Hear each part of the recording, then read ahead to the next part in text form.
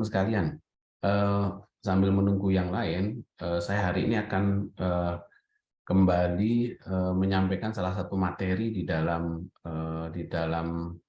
filsafat kebudayaan yang, materi-materi yang saya sampaikan di dalam filsafat kebudayaan memang, sifatnya materi aktual, materi yang, terjadi di sekitar kita sebagai fenomena kebudayaan keseharian, yang mungkin,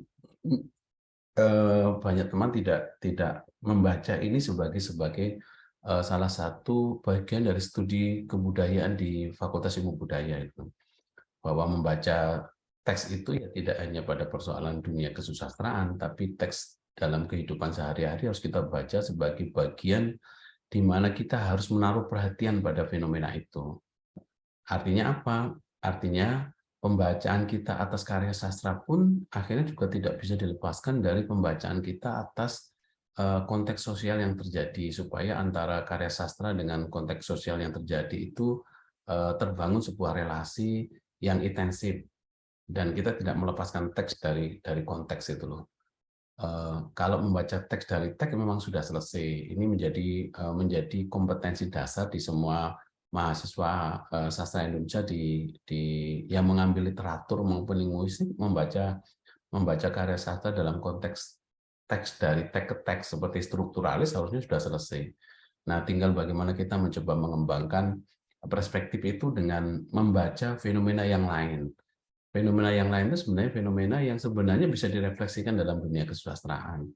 Sehingga saya selalu mengatakan karya sastra itu tidak pernah terjadi, tidak pernah lahir dalam ruang hampa.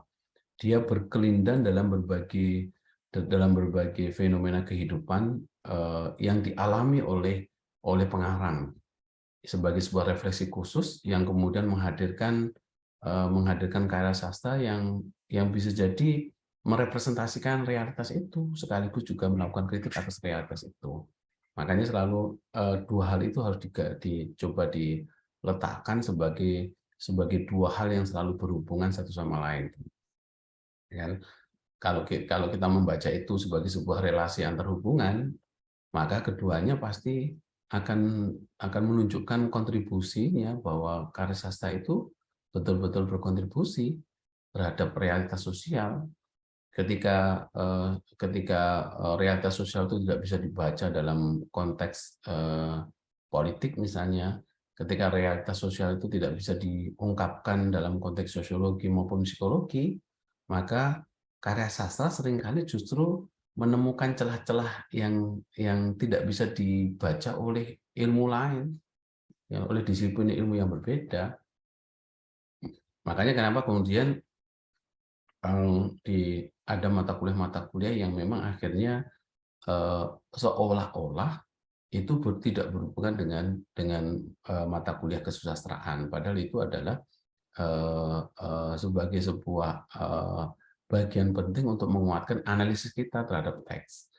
Termasuk teks yang saya hadirkan pada konteks hari ini, yaitu fenomenologi cangkruan atau coffee style ya,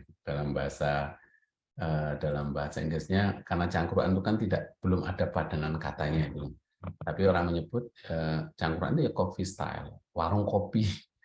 Nah, saya mencoba melihat bagaimana ini kalau kalau kalian membaca Michel Foucault di semester 1 di pengantar filsafat, ini sebenarnya bagian dari sebuah upaya untuk menghadirkan lokal narasi, narasi kecil yang terjadi di tengah-tengah kita sebagai sesuatu yang memang perlu juga diteliti itu loh. Ya kan, ilmu pengetahuan kan sudah lama bergeser dari grand narasi ke lokal narasi, dari narasi besar tentang demokrasi, tentang kanonisasi sastra, tentang strukturalisme, tentang metafisika, tentang marxisme, tentang postmodernisme dan sebagainya.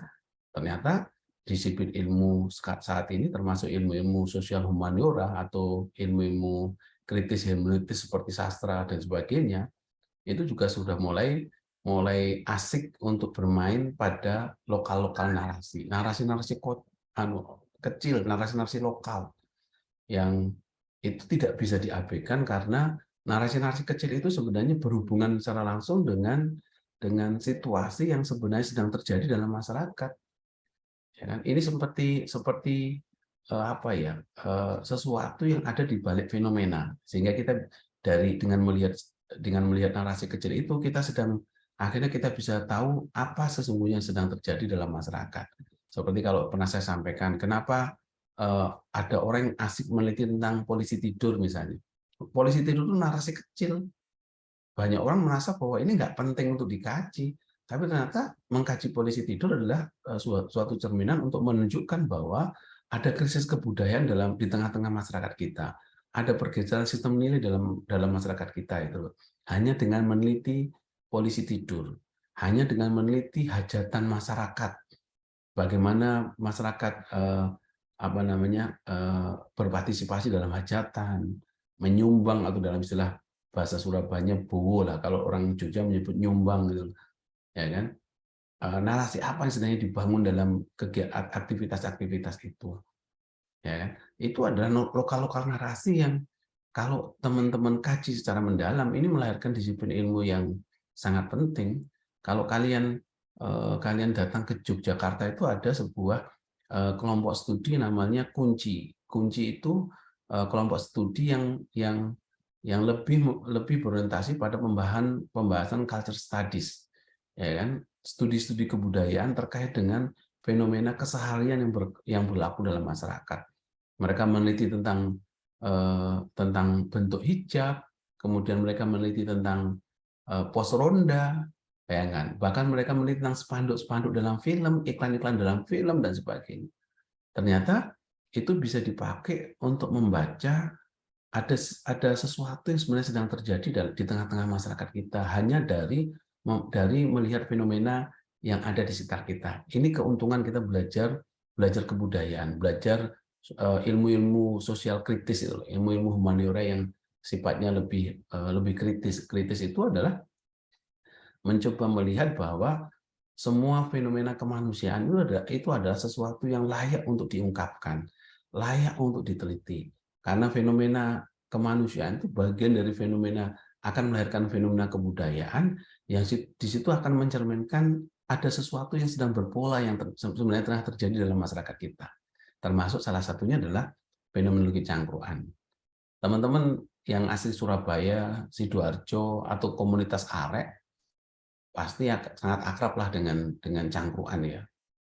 Sering melihat nggak di hampir semua jalan-jalan besar kita itu ada warung kopi ya.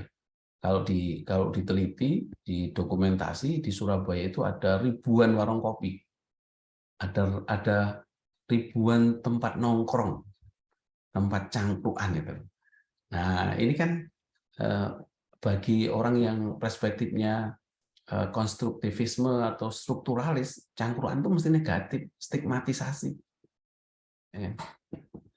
Ngapunten, bisa nggak kameranya dinyalakan supaya kita bisa melihat, saya bisa tidak berbicara pada sebuah benda itu.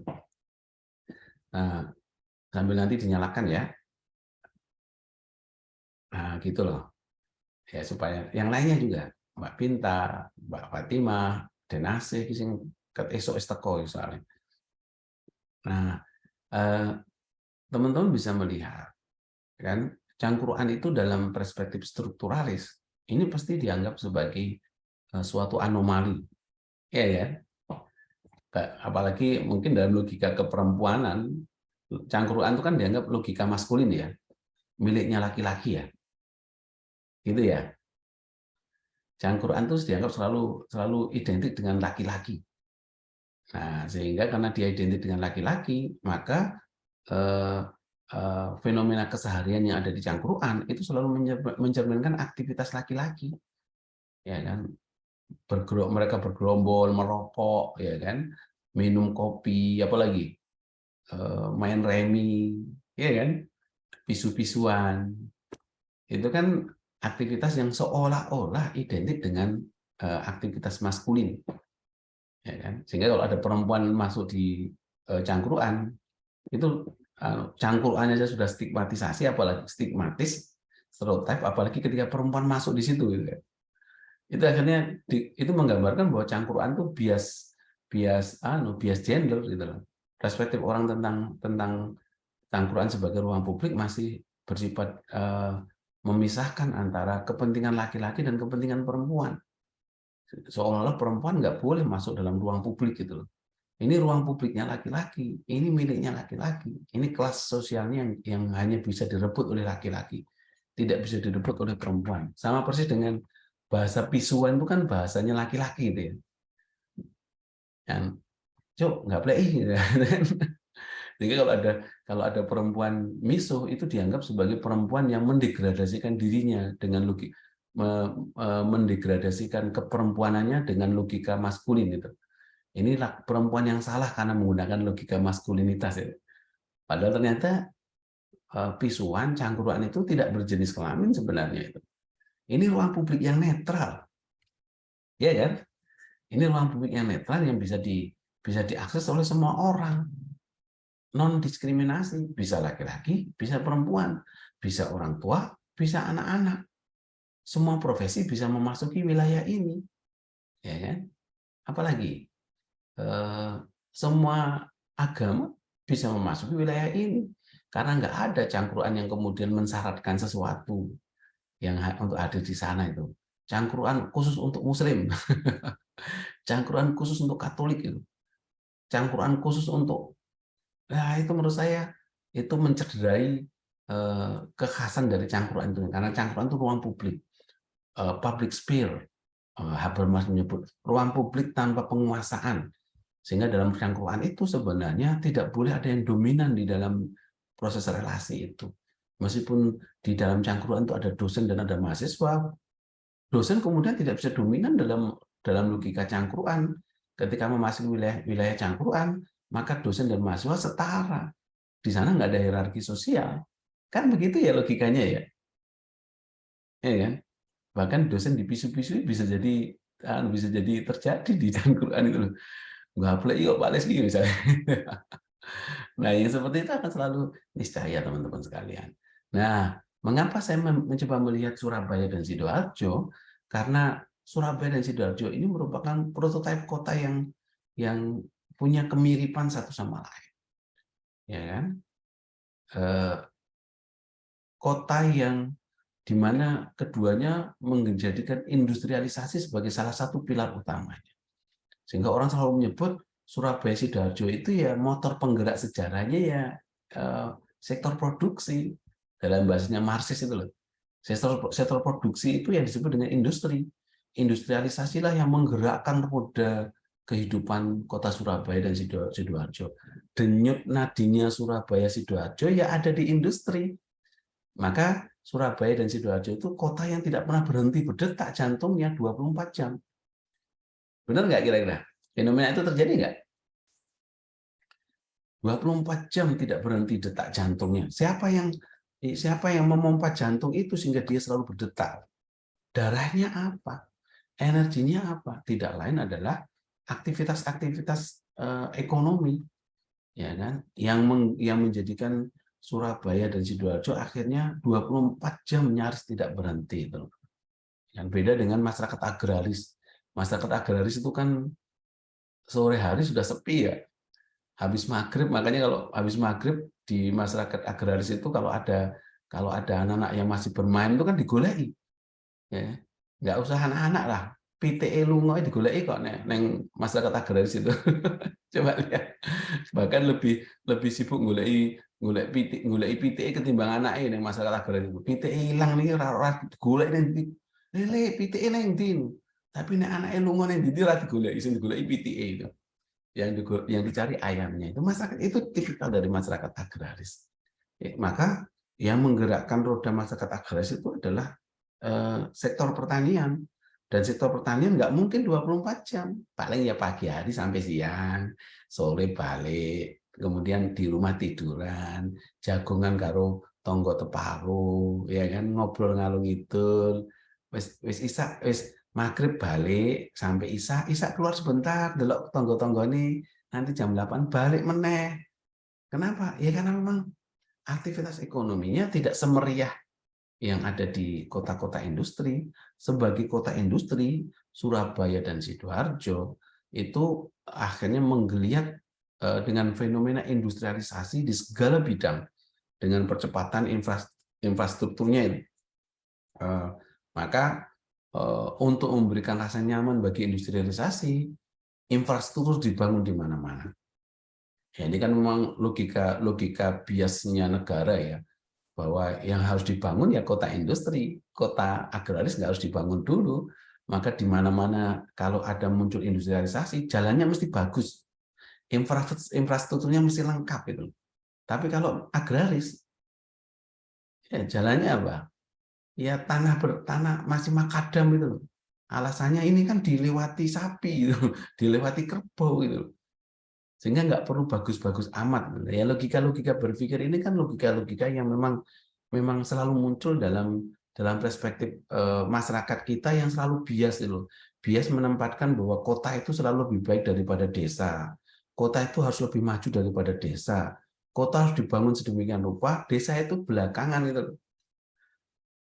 Ya kan? Wajah pertama Indonesia itu ya wajah kota. Karena wajah pertama kota itu adalah wajah pertama, maka kota harus dibangun semenarik mungkin. Nah, ketika orang luar negeri datang ke Indonesia, masuk ke bandara, keluar bandara yang dilihat adalah kota. Kota yang megah, mewah dan sebagainya. Itu kan wajah depannya itu. Meskipun wajah belakangnya penuh dengan kampung-kampung kumuh, penuh dengan kemiskinan, penuh dengan berbagai ketidakadilan, tapi itu nggak peduli. Yang penting wajah depannya dibangun duluan itu. Itu kayak dramaturgi ya. Tahu dramaturgi ya? Antara wajah depan dan wajah belakang sama atau beda? Beda. Ya kan? Antara dinamika yang di dalam panggung dengan dinamika dalam realitas sosial berbeda betul. Nah, makanya di tengah-tengah kota industri itu infrastruktur dibangun sedemikian rupa. Fasilitas dibangun dengan berbagai bentuk yang sangat layak dan sangat nyaman. Nah, ini yang membuat kenapa orang kota menjadi lebih menarik daripada desa. Apa yang terjadi kemudian? Urbanisasi. Kan gitu ya? Karena kota punya daya tarik itu. Coba kalau membuat kampus itu di tengah desa, di tengah pegunungan itu. Kira-kira menarik nggak ada kampus di tengah pegunungan atau tengah desa? Sebenarnya lebih menarik, di sana akan menciptakan ekosistem baru. Akhirnya dibangun prototipe kota pendidikan di tengah-tengah kampung itu loh. Harusnya tetap menarik. Karena biasanya kalau sebuah desa di sana ada kampus, ada perguruan tinggi, itu mesti akan ikut bergerak desa di sekitarnya itu. Akhirnya muncul apa? Muncul kos-kosan gitu kan? Muncul aktivitas ekonomi warung, jasa laundry, jasa macam-macam, jasa akan muncul. Desa menjadi berdenyut di sana. Ya. Pembangunan sarana industrialisasi tersebut tidak pelak lagi menghadirkan terjadinya berbagai alih fungsi lahan.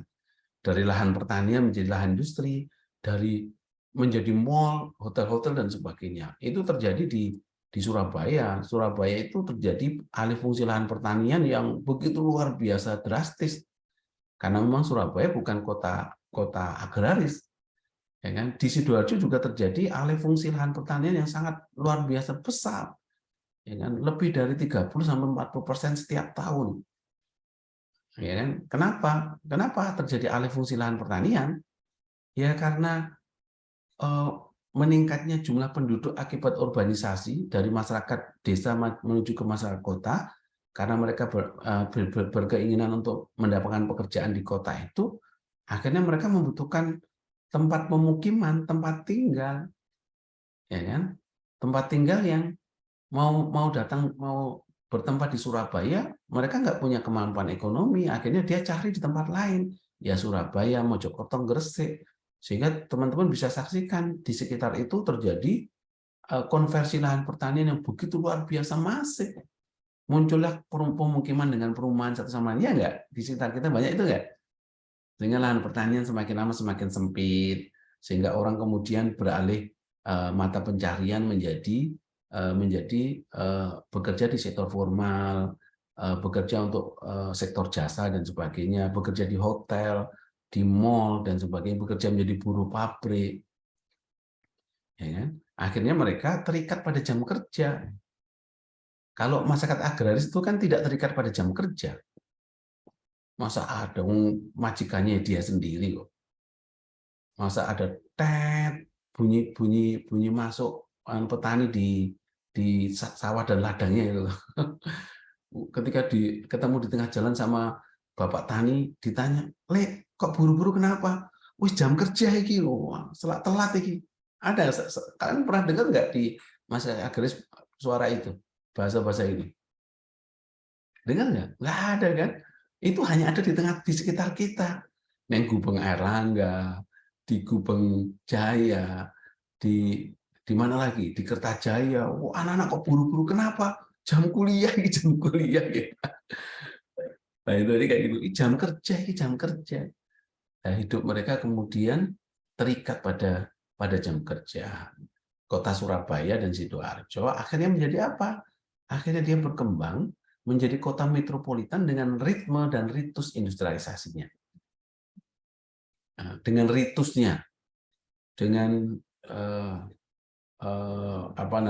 ritual keseharian yang kita saksikan, yang penuh dengan kompetisi hidup, yang selalu bergerak cepat, yang selalu semua orang orientasinya menjadi orang yang sangat sibuk sedunia gitu loh. Ritme itu terjadi betul dalam kota industrialisasi. Kota Sidoarjo pun akhirnya terkena dampaknya, terkena imbasnya, menjadi kota industri, menjadi kota yang penyangganya metropolitan. Makanya sering kita dengar kan, penyangga Surabaya itu kan sering disebut dengan gerbang Kertosusila, yang disebut dengan Gresik, Mojokerto, Sidoarjo, dan Bangkalan. Itu 4 pilar yang menyangga Surabaya itu. Ya kan? Surabaya itu tempat bekerjanya, tempat tidurnya di mana? Ya Bangkalan, Sidoarjo, Gresik, Mojokerto. Hampir setiap hari teman-teman bisa saksikan nggak yang rumahnya Gresik, Sidoarjo, dan sekitarnya itu. Setiap hari selalu kita saksikan arus pelajon, arus olang-alik, bolak-balik dari jam 6 pagi, rombongan tiba-tiba numpuk semuanya masuk ke Surabaya. Nanti sore, ritus itu terjadi apa? Rombongan balik lagi ke Sidoarjo atau Gresik itu. Ya enggak? Ritus itu terjadi setiap hari. Ya kan? Selalu bahasanya adalah bahasa macet. Kalau jam segitu itu, ritus yang paling sibuk itu jutaan orang tiba-tiba masuk Surabaya pada jam-jam 6 pagi sampai jam 7 dan 8 pagi itu. Dan jam sorenya jutaan orang tiba-tiba keluar dari Surabaya pada jam yang sama itu. Nah, ini kan fenomena menarik sebenarnya kalau dibaca dalam perspektif kebudayaan itu. Akhirnya itu berdampak pada apa? Kan itu kan kalau teman-teman belajar di pengantar ilmu budaya ada 7 unsur kebudayaan. Unsur yang pertama itu akan menjadi basisnya, bangunan dasarnya. Kayak ini bahasanya Kalmak yang bangunan dasar dan bangunan bawah itu.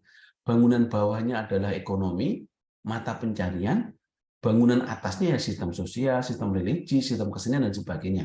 Jadi kalau bangunan bawahnya berubah, maka apa yang terjadi di atasnya?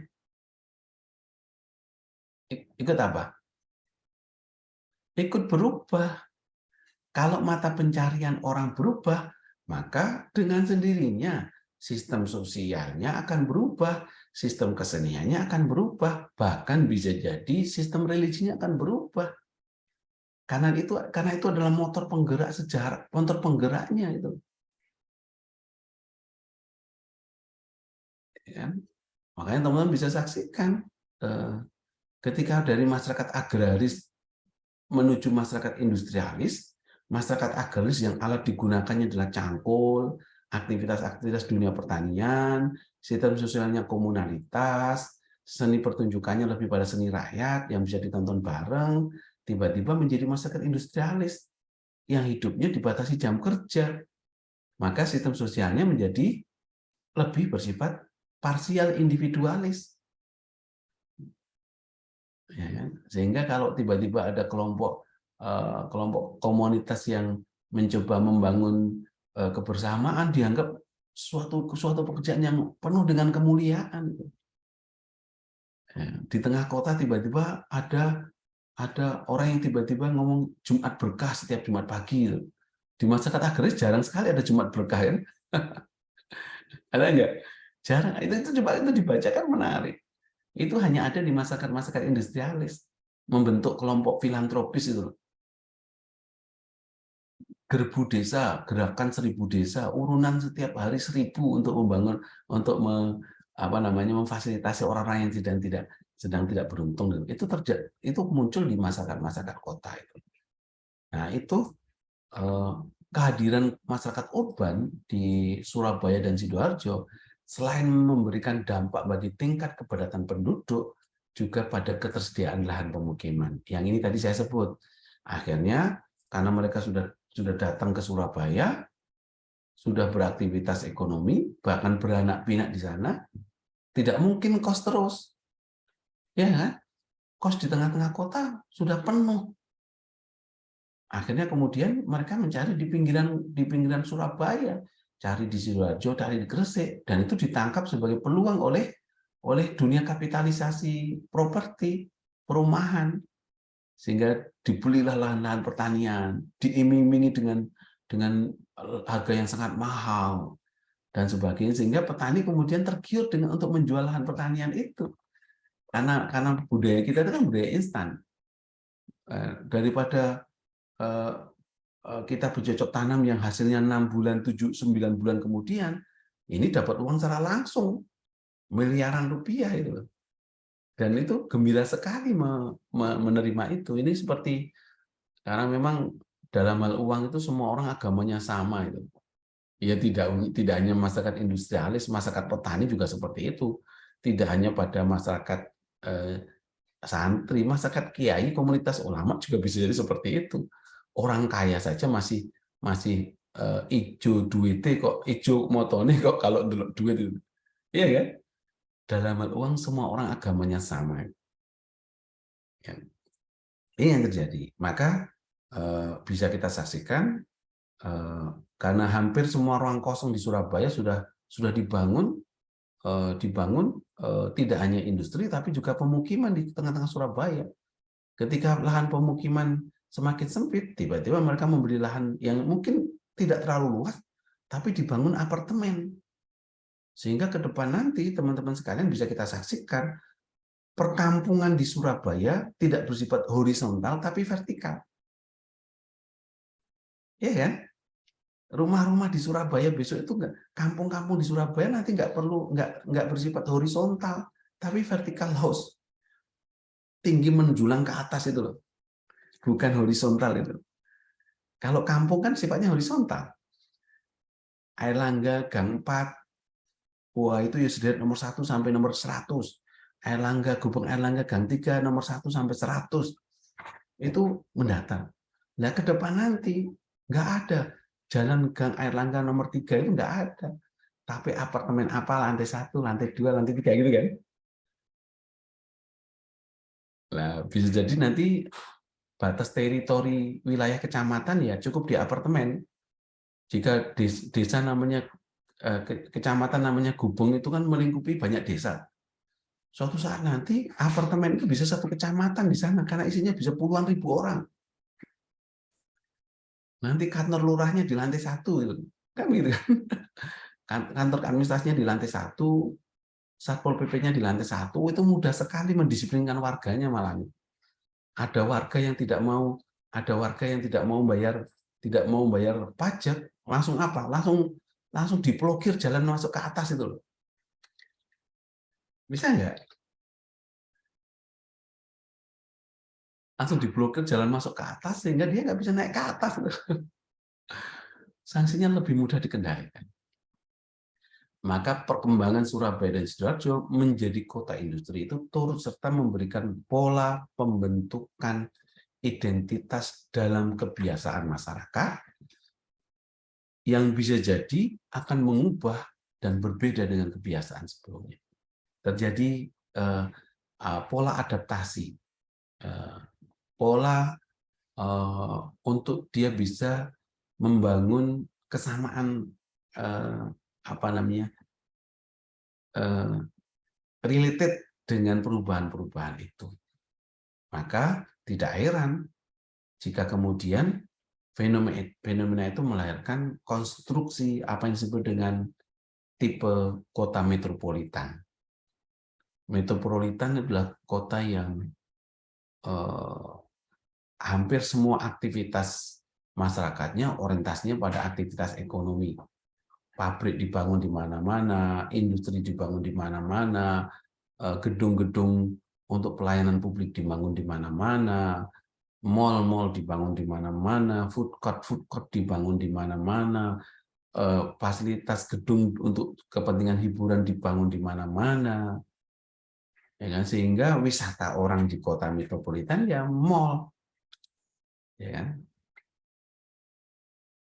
Dan yang kedua, tidak hanya metropolitannya, tapi lahirlah apa yang disebut dengan fenomena cangkruan, fenomena nongkrong di suatu tempat untuk membangun berbagai pola interaksi antar satu dengan yang lainnya. Ketika mereka sudah penat dengan dunia jam kerja, mereka membutuhkan ruang kosong untuk berinteraksi diri. Ruang kosong itu ada di mana? Pada jam istirahat, pada waktu mereka pulang dari pekerjaan, pada malam hari. Makanya teman-teman bisa saksikan pada jam-jam istirahat jam 12 sampai jam 1 siang itu, hampir semua ruang cangkruan di sekitar kantor dan kampus penuh sesak dengan orang yang beraktivitas di sana. Yang ngobrol ngalor ngidul, ngetan ngulon, dan sebagainya. Ngopi, ngerokok, ngerasani, menggunjing, membangun sebuah afiliasi gerakan-gerakan, ya ada semuanya di warung kopi. Dari warung kopi lah muncul ide-ide revolusioner, katanya gitu kan. Kalau Che Guevara itu selalu mengatakan, dari penjara lah lahir pikiran operasional, lahir pikiran revolusioner. Tapi di Surabaya, dari warung kopi lah lahir pemikiran revolusioner. Gitu. Bisa jadi suatu saat seperti itu. Jangan-jangan ide skripsi itu muncul bukan di perpustakaan. Bisa nggak? Skripsi itu muncul di cangkruan warung kopi. Iya nggak? Sangat mungkin terjadi. Bahkan tiba-tiba orang berubah jadi alim bisa jadi muncul dari warung kopi. Jangan dikira loh hidayah Tuhan itu hanya hadir di tempat-tempat pengajian loh, di gereja-gereja, di masjid-masjid loh ya. Oh ya kita, oh yang itu kan nalar beragama yang matematis itu loh, bahwa hidayah Tuhan itu hanya hadir di ruang-ruang suci loh. Bahkan di ruang yang dianggap kotor pun hidayah Tuhan bisa ada di sana. Jadi jangan sok bermoral ketika memahami situasi itu kan gitu ya Mbak Pinta ya. Jangan dikira kemudian hidayah Tuhan hanya muncul di mendengarkan pengajian, kemudian dengarkan pastor berkhotbah, baru belum tentu juga gitu. Tapi justru di ruang-ruang yang tidak pernah diduga itu bisa jadi muncul hikmah, muncul pelajaran hidup sesungguhnya di sana itu. Iya nggak? Bisa nggak? Nah, sangat mungkin. Jadi di cangkruan itu segala sesuatu serba mungkin terjadi di cangkruan. Coba itu kalau dikaji kan, ya. Jadi akhirnya kita menjadi ahli ini kan ahli etnografi, ahli fenomenologi kebudayaan. Sehingga ketika semua orang ngomong tentang seni tradisi macam-macam, tiba-tiba ada dari kita yang menjadi ahli pada bidang tertentu yang saya sebut sebagai lokal narasi tadi, yang ternyata itu dibutuhkan itu oleh masyarakat. Ya, problem utamanya apa? Ada beberapa problem utama ketika cangkruan itu menjadi sebuah fenomena. Bagaimana manusia sebagai subjek pelaku cangkruan itu dianggap sebagai penanda kehadiran di tengah kota namanya Surabaya Sidoarjo. Biasanya teman-teman sekalian, biasanya loh, meskipun sebenarnya cangkruan itu tidak mengenal kelas sosial ya. Kadang-kadang orang menganggap kelas elit itu ya kalau cangkruan ya di kafe gitu ya. Kalau kelas menengah bawah ya kalau mau cangkruan ya di warung kopi.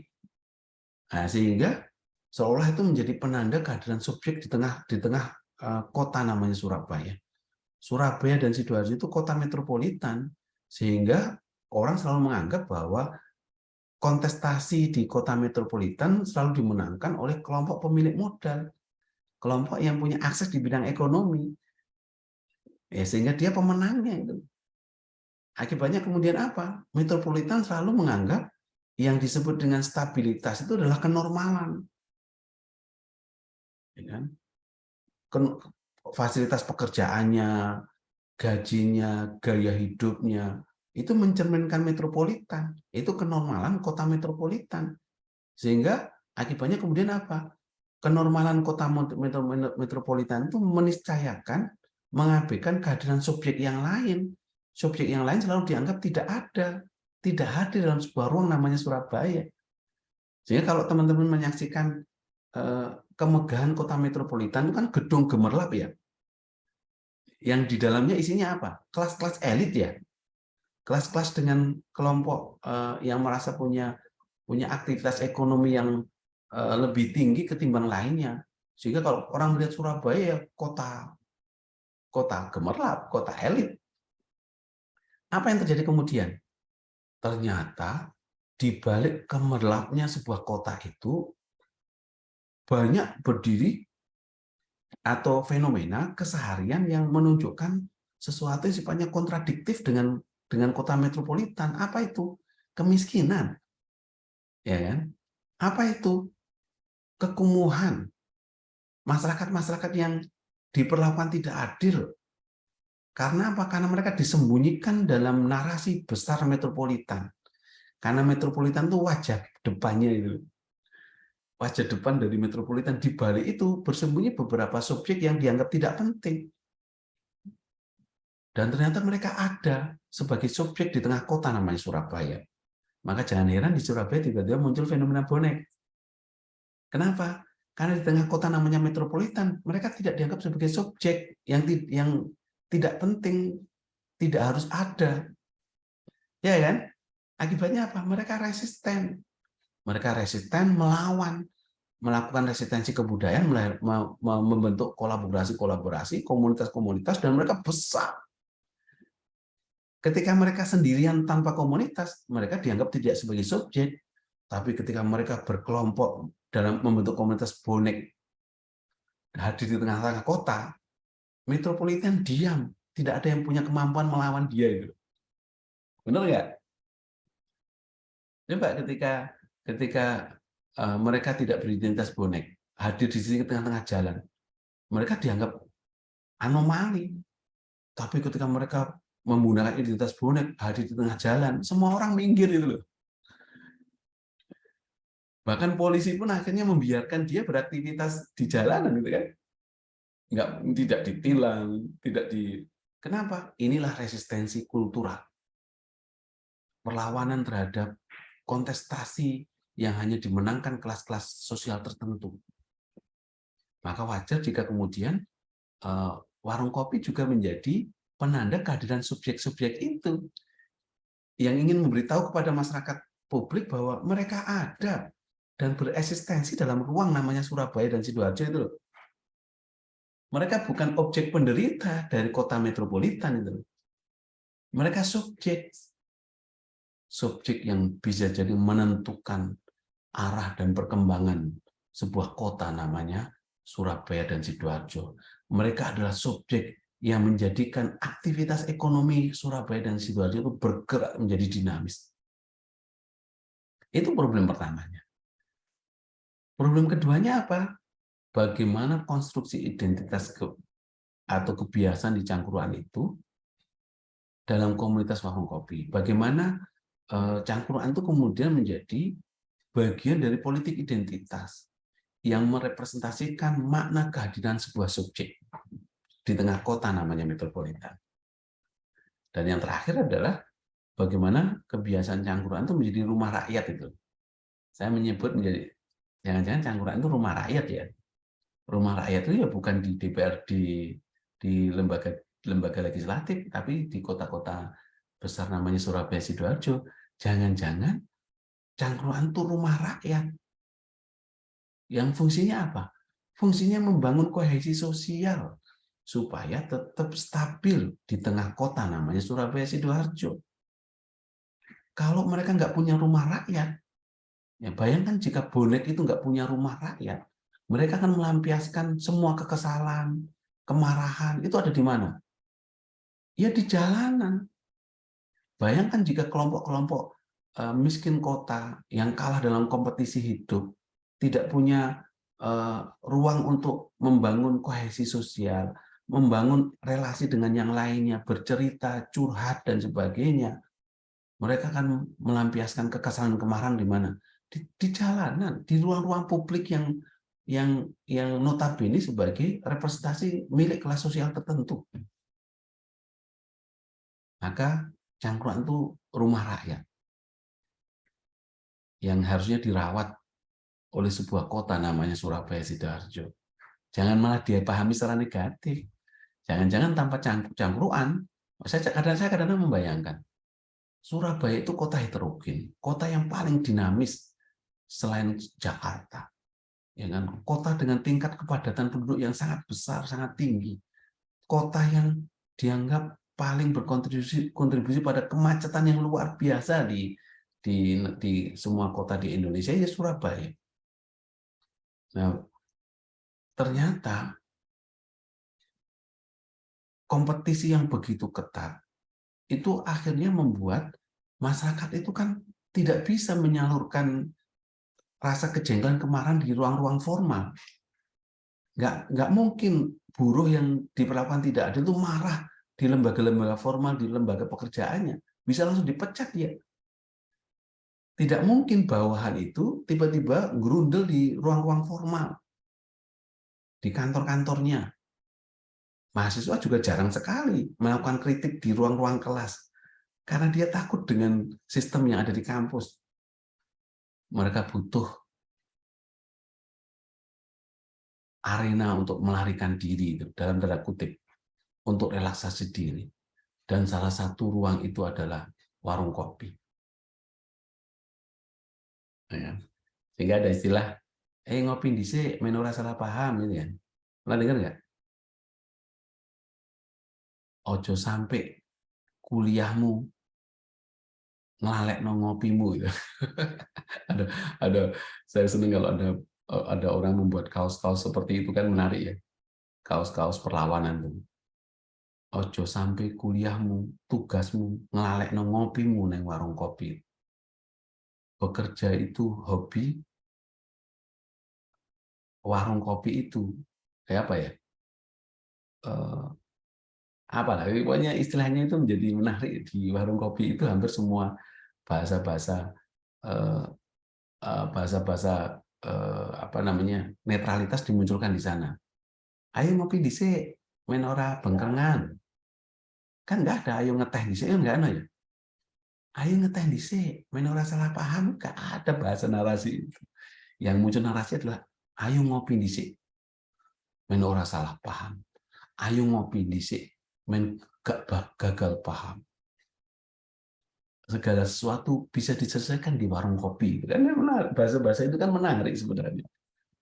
Itu bahasa-bahasa pelampiasan sebenarnya. Ya kan? Dan itu adalah rumah rakyat. Teman-teman akhirnya punya perspektif nggak bahwa ternyata ini adalah kajian yang menarik juga untuk ditemukan itu. Ya kan? Maka jangan mengira bahwa kajian kita itu sempit. Tidak. Justru yang seperti ini kalau kita tunjukkan kepada masyarakat, ternyata ini loh sebenarnya ilmu-ilmu kita itu manfaatnya itu. Ya nggak? Benar nggak? Sehingga dengan perspektif keilmuan kita, kita bisa memberikan sebuah perspektif baru dari sesuatu yang dianggap anomali pun sebenarnya ada sesuatu yang bermanfaat dan potensial untuk digerakkan. Dari sesuatu yang dianggap sampah oleh masyarakat, ternyata setelah dikaji, oh ternyata ini adalah sebuah ruang publik yang dibutuhkan oleh kota namanya Surabaya, karena orang-orang masyarakat pekerja, masyarakat buruh, kaum urban itu membutuhkan ruang publik. Ketika ruang publik di Surabaya itu hampir tidak ada. Mau masuk mall mahal. Ya kan? Itu kan privatisasi ruang publik kalau mall itu. Mau masuk mana lagi? Hotel-hotelnya juga mahal. Mau masuk kafe-kafe juga problem di ekonomi. Maka satu-satunya alternatif ya warung kopi. Akhirnya karena awalnya hanya mengisi ruang-ruang istirahat, ruang-ruang jeda, tapi karena berpola terus-menerus akhirnya menjadi fenomena kebudayaan. Karena ini adalah aktivitas berpola. Jadi kalau saya dari kampus di tengah jalan ngantuk, mampir di mana? Warung kopi, gitu. Ngopi, golek mie rebus itu kan makanan rakyat yang paling paling anu ya, paling eh, memberikan manfaat yang luar biasa bagi masyarakat kelas bawah, apalagi mahasiswa kos-kosan itu, mie rebus itu. Kalian punya stok mie rebus nggak di kamar kalian? Punya nggak kira-kira?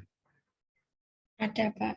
Ini ono, nggak mungkin nggak ono itu loh, karena itu kan itu eh, kalau kalau mahasiswa kos sudah makan mie rebus, maka itu tanda-tanda itu akhir bulan. Iya nggak? Kalau di keluarga kita makan mie rebus itu tanda-tanda akhir bulan. Tanda-tanda stok berasnya sudah mulai menipis. Stok uang sakunya sudah mulai menipis. Sehingga kalau mie rebus kemudian dilarang di negara, waduh, kasihan mahasiswa kita itu. Kasihan masyarakat buruh dan sebagainya itu. Ini nggak usah. Ini juga nggak usah. Ini juga. Nah, teman-teman sekalian, mengapa cangkruk antum menjadi fenomena keseharian saat ini? Tadi sebenarnya sudah saya sampaikan, ada beberapa kondisi yang membuat kenapa cangkruan itu kemudian hadir di tengah-tengah kita. Nanti kita kuliahnya sampai jam 9:15 ya. Yang pertama adalah kondisi masyarakat industrialis yang sudah terlalu sibuk dengan rutinitas jam kerja. Sehingga mereka membuat mereka selalu berusaha mencari suasana yang berbeda, yang tidak berhubungan dengan rutinitasnya. Kalau kita hidup di bawah jam kerja itu kan yang dikerjakan produktivitas. Ya kan? Tupoksi. Sama dengan kalau kalian jam kuliah itu yang dikejar apa? Ya produktivitas ilmu pengetahuan itu. Ya kan? Kalian tersiksa dengan jam kuliah itu kan? Mahasiswa bahagia nggak dengan jam kuliah? Bahagia atau menderita dengan jam kuliah itu? Hah? Kalau ditanya, eh, padahal tradisi Yunani kuno itu namanya school, sekolah itu artinya waktu luang loh ya. School itu artinya waktu luang. Artinya ya setelah beraktivitas ekonomi, berburu, mencangkul di sawah, ada waktu luang untuk apa? Untuk belajar. Iya kan? Logikanya kan gitu kan. Sekarang sekolah itu bukan waktu luang ya. Jadi kalau kalian diajak rapat, pasti mencari sela-sela waktu luang di luar sekolah kan? Iya enggak? Di luar jam kuliah kan? Padahal ternyata harusnya sekolah itu waktu luang, tapi sekarang jadi waktu wajib. Karena menjadi waktu wajib itu jam penyiksaan. Jam penyiksaan. Akhirnya ketika di tengah-tengah kepadatan ruang jam kuliah, kepadatan apa namanya aktivitas akademik dengan tugas yang begitu luar biasa, ya mahasiswa akhirnya mencari suasana baru yang tidak tidak menggelisahkan.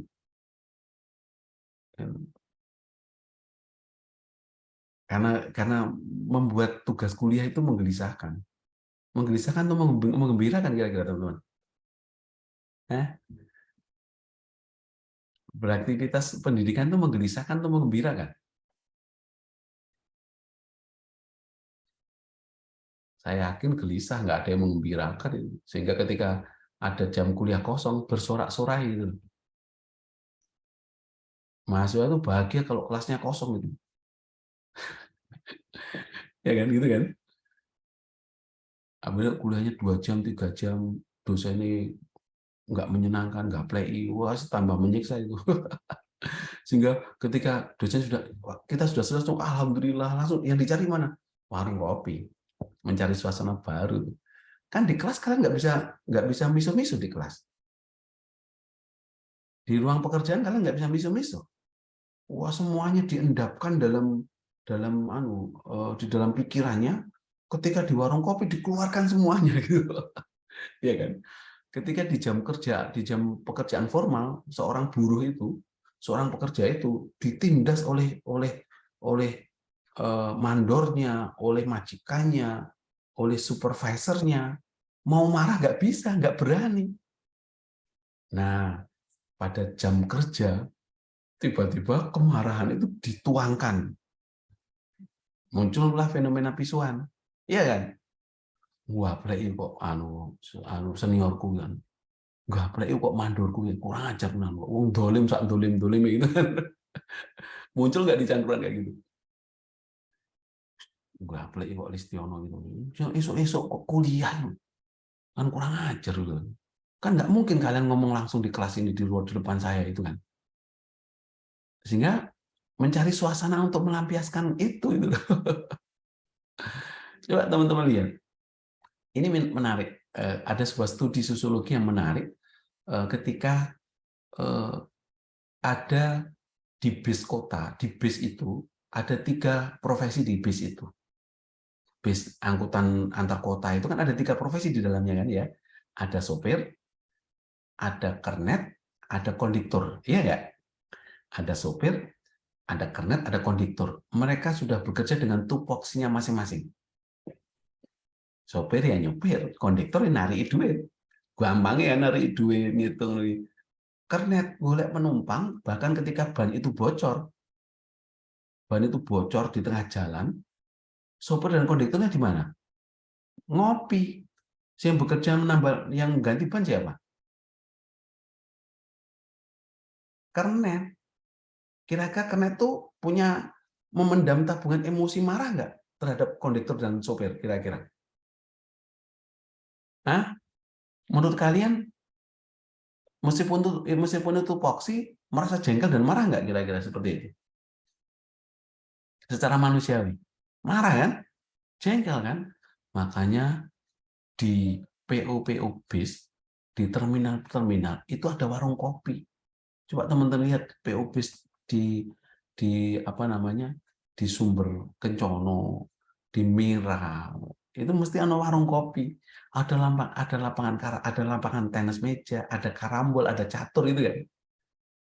Contohnya, kalau sekali-kali lihat fenomenalnya, itu dipakai dalam rangka. Coba lihat, ternyata itu bisa jadi menjadi arena pelampiasan kekesalan kernet ketika dia marah,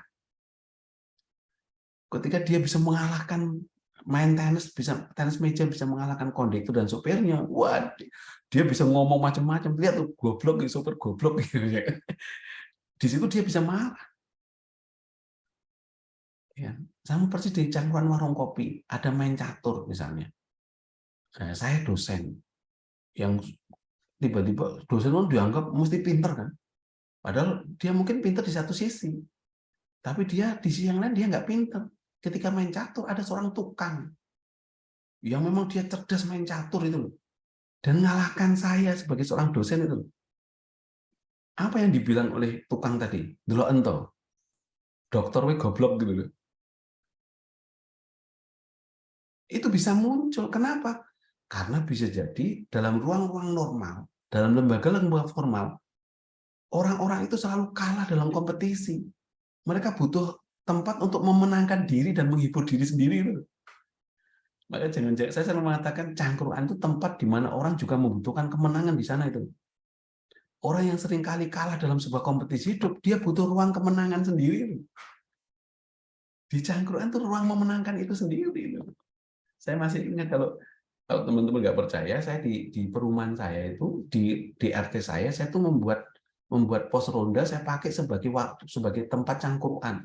Dulu ada warungnya, tempat main saya, bapak-bapak yang bekerja di sektor formal tadi, ada yang kerja di Maspion, di BNI, di Bank Mandiri, jadi dosen, jadi guru, jadi PNS, ada yang jadi tukang, ya kan?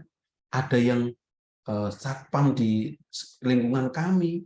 Ketika di cangkruan, kita itu setara.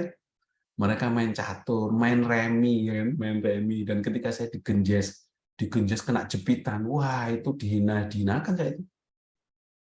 Kuliah soro-soro, S1, S2, S3 itu tetap goblok. Bayangkan itu loh. Dan saya rela menjadi orang kalah dalam suasana itu. Karena di tempat lain saya mungkin menang. Pada kompetisi yang lain saya mungkin menang. Paham ya? Masa saya paham ya? Ternyata orang-orang yang selama ini dianggap kalah dan menderita tadi, dan marginal tadi, dia membutuhkan sebuah ruang baru untuk memenangkan diri. Mereka butuh ruang untuk memenangkan diri. Jadi ruang cangkruan itu menjadi ruang pelarian ketika orang marah, merasa benci, merasa diperlakukan tidak adil, disitulah ruangnya. Makanya saya selalu mengatakan kalau RT RW itu kalau mau survei tentang bagaimana pelayanan publik sebuah desa, sebuah kantor birokrasi, jangan tanya di RT RW, tapi tanya di cangkruan. Karena cangkruan itu ruang batinnya masyarakat sesungguhnya itu. Bisa nggak saya memahami dalam konteks itu? Cangkruan itu ruang batinnya masyarakat sesungguhnya. Sehingga kalau tanya RT RW itu kan Pak, bagaimana program Bupati kita saat itu? Wah, hebat Pak. Bupati kita memang dinamis. Kenapa? Yuk, karena dia dapat insentif sebagai RT RW itu loh. Tapi coba kalau tanya di Cangkruan, ditanya bagaimana program pembangunan di desa ini. Alah, nggak play Pak, nggak play. Nah, itu bupati desanya itu hanya berpihak pada orang-orang tertentu. BLT itu saya nggak pernah dapat Pak, padahal saya itu orang miskin Pak. Tapi nggak pernah dapat. Yang dapat siapa? Tonggo-tonggo nih, sedulur-sedulur, ya benar nggak? Nah, jangan-jangan memang itu ruang batin sesungguhnya itu. Ruang di mana kita perlu mendengar banyak hal di sana itu. Sehingga kalau jadi penguasa harus sering datang ke warung kopi supaya mendengar suara rakyat sesungguhnya itu. Jangan tanya di RT RW, manipulatif itu. Jangan tanya di birokrasi, menyembunyikan banyak masalah malahan itu. Tidak memunculkan, tapi menyembunyikan banyak masalah. Kenapa? Karena ABS, asal Bapak senang. Kan gitu kan?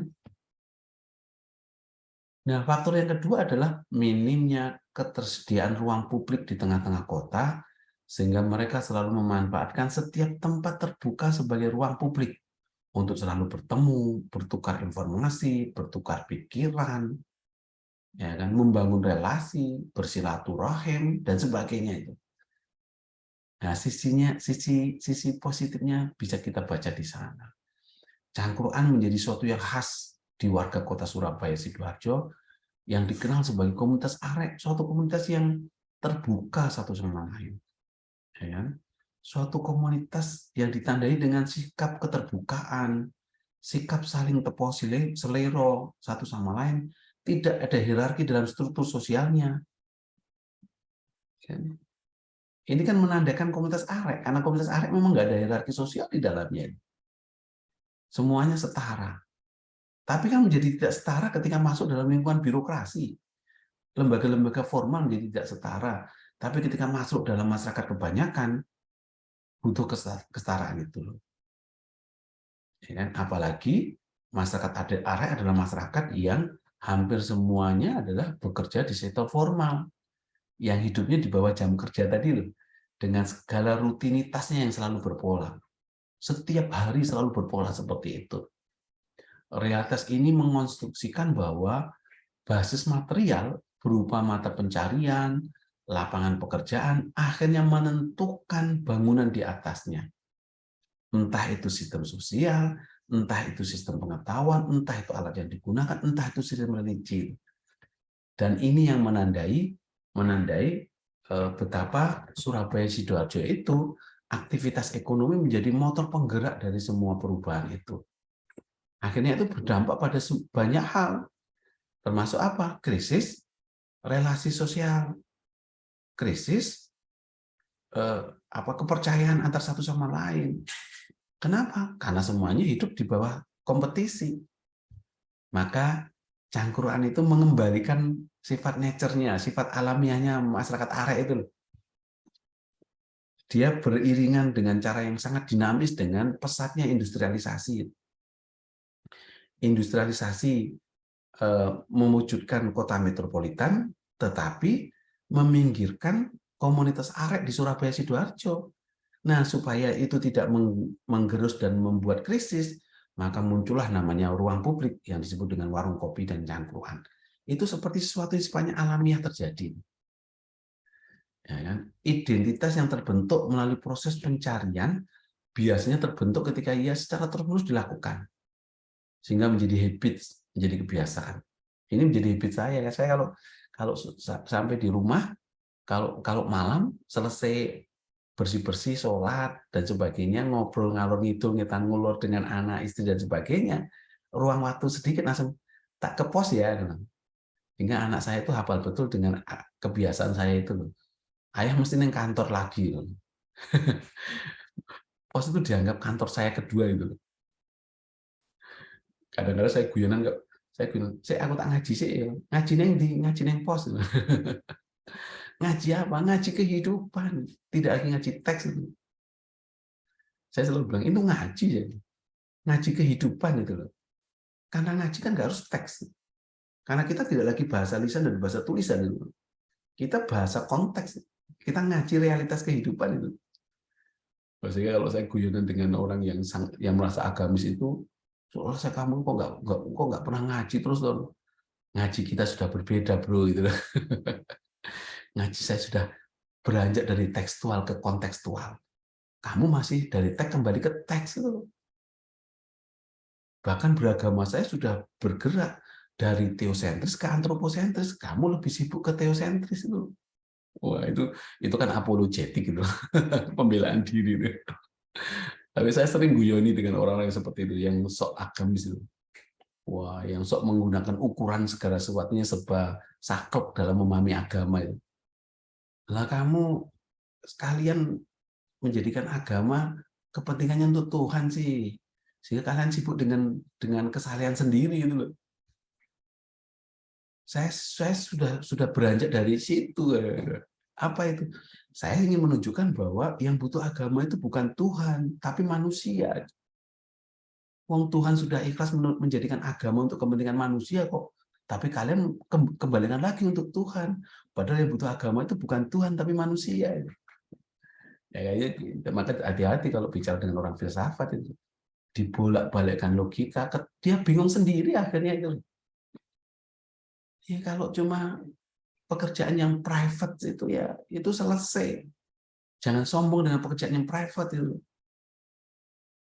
Oh, itu sudah tanggung jawab kok disombongkan, itu kan aneh loh. Padahal kan jelas setelah kamu sholat maka bertebaranlah kamu di muka bumi, itu kan begitu bahasanya kan. Nah, itu kan bahasa apologetik saya itu. Bahasa untuk merasionalisasi aktivitas publik itu. Dalam konteks kebudayaan sebagai aktivitas berpola, maka identitas itu melekat dalam setiap kebiasaan yang terus-menerus dibangun oleh kelompok orang itu. Dan itu tidak satu orang, tapi banyak orang itu. Sehingga lambat laun cangkruan menjadi identitas, menjadi kebudayaan. Ya. Aktivitas berpola itu sama, meskipun tidak harus identik. Dilakukan oleh banyak orang, ketika dilakukan secara berpola dan sama, maka lambat laun membentuk sebuah identitas yang melekat dalam kelompok sosial itu. Maka cangkruan menjadi identitas baru. Nah, itu yang menurut saya harus kita baca secara jernih. Bagaimana kita membaca membaca cangkruan sebagai sebuah fenomena kebudayaan di tengah-tengah kita. Maka teman-teman sekalian, dengan belajar peristiwa kebudayaan yang hadir di tengah-tengah kita, kita akan tahu bahwa letak manfaat ilmu kita itu. Ya, dari ketika kita mengkaji itu secara serius, akan menghasilkan sebuah pengetahuan baru yang tidak disangka-sangka oleh banyak orang. Ketika saya mengkaji polisi tidur, saya memberitahu pada masyarakat bahwa polisi tidur itu representasi dari krisis literasi yang di masyarakat kita.